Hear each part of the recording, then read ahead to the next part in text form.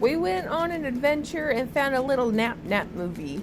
A little low stimulation you can throw on and discreetly take a nap while the rest of your family's in the living room on Thanksgiving. But you're probably wondering how we got here. Okay, here's the thing. I was perusing the free movies on the Roku.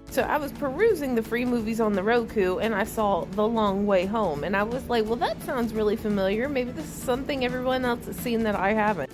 Surprise, this was actually just a TV movie. What I was thinking of was The Long Way Home. And it was, in fact, not a movie. It was an advertisement for a Danielle Steele novel. I'm not entirely certain how we got from one to the other, but here we are. And I'm not mad that we went on this adventure. So what's The Long Way Home about?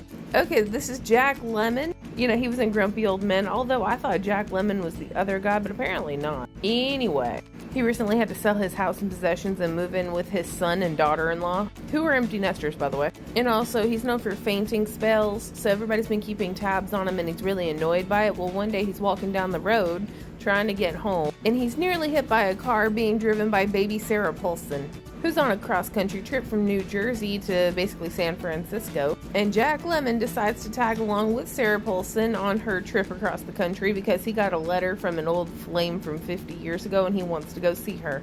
Which that was the plan before they wrecked their car after being harassed and then followed by two goons who one actually assaulted her. But then they hitchhiked the rest of the way. They took a ride with the circus and a guy in a van and a trucker. Then they make it to California and he goes and see his friend, which is really nice. And they, you know, spend the day together until it's time for him to go. And he's like, well, I guess we'll never see each other again because they're old. And he lives in Kansas and she lives in California. But that's okay because she's planning on stopping in Kansas on the way back from her trip in April. But they're also in their 80s, so we will see.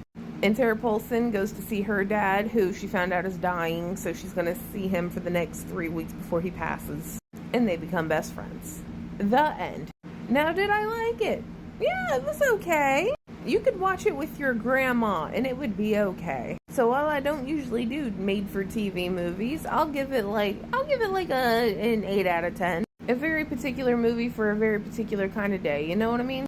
Spend time with your grandparents. Okay, bye.